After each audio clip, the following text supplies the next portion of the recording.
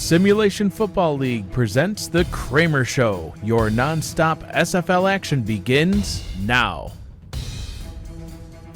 Welcome to The Kramer Show, and thank you once again, Mike Daggs, for that lovely introduction that you gave me. And yes, we're having an amazing show this week. It's going to be more of the interview side this week, but we're still going to recap, do my predictions. Also the players of the week, of course, later on. But guests that are lined up for today, we have Chicago Wildcats defensive tackle Jared. I cannot pronounce his last name, so we're going to figure that out when we actually, start that interview. Denver Nightwings free safety Josh Vasquez, St. Louis Gladiators quarterback Johnny Pickler, and Mexico City Aztecs Hall of Famer and running back Ray Bentley, along with fullback Phoenix Jones of the Aztecs. So we have a full show on today, but of course, let's start off with what happened in Week 7. Let's go for the scoreboard recap. Arizona Scorpions stunned the Florida Storm 17-14. The Denver Nightwings kicked their way to victory over the Tulsa Desperados 21-13.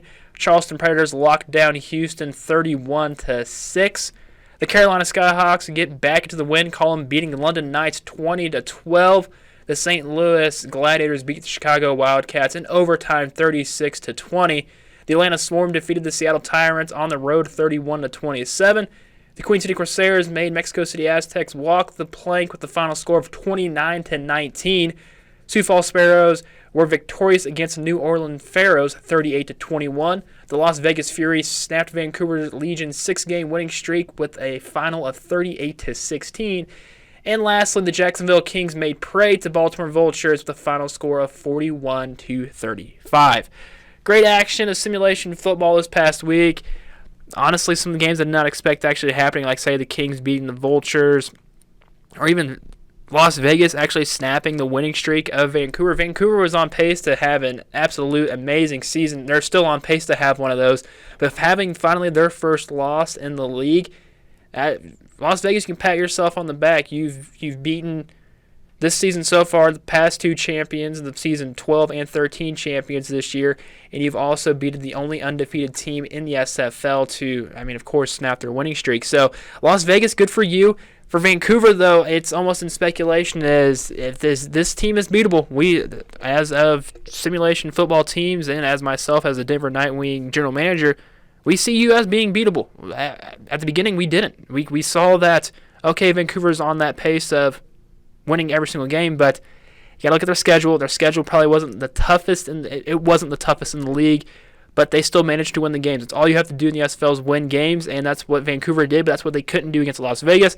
Let's give a shout out to that kicker of the Denver Nightwings. I don't know who that guy is. I think his name's Kramer Jackman. Good thing, I'm Kramer Sanchez, so I don't know who the heck the Kramer Jackman guy is. We might have an interview with him a little bit later on once we get into some other stuff.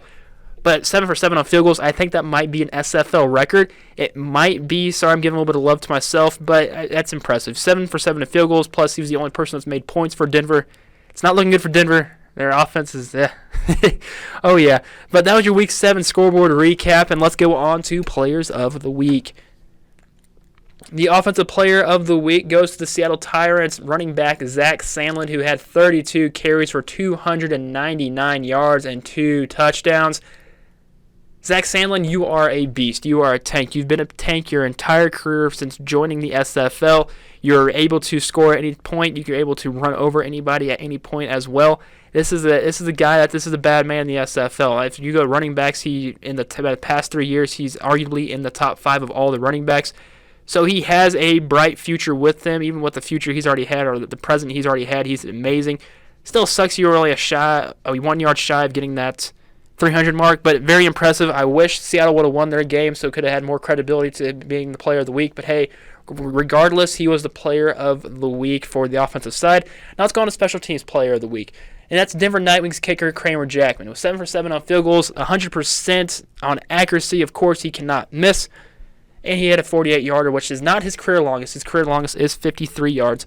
So he still has that room to, okay, he's just making chip shots from 48 to 49 to 50 yards. So yeah, let's just have an exclusive interview with Kramer Jackman. So, Kramer Jackman, how did it feel knowing that you scored all the points? Well, you know what? Thanks for the question, Kramer. But it's amazing. I wish our offense could have got more involved. Honestly, I was awarded the team ball after the end of the game, but after that, I said, you know what, defense, this ball's completely yours.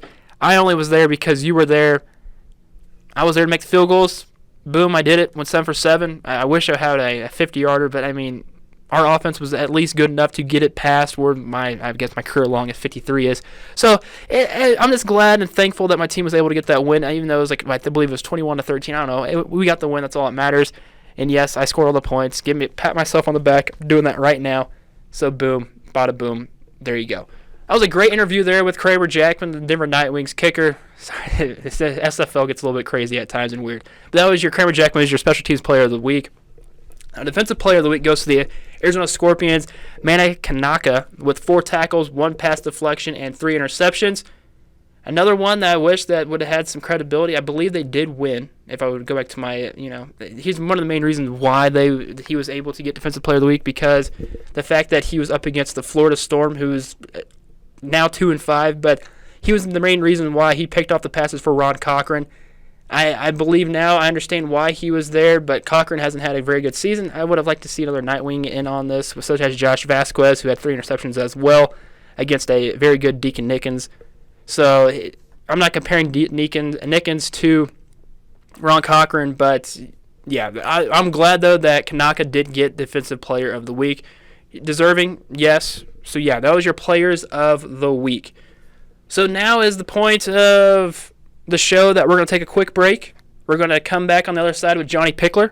Johnny Pickler, he's a good friend of mine, a good friend of the show, and he's done amazing things in the SFL so far. So when we take this quick little break, come back with more on The Kramer Show.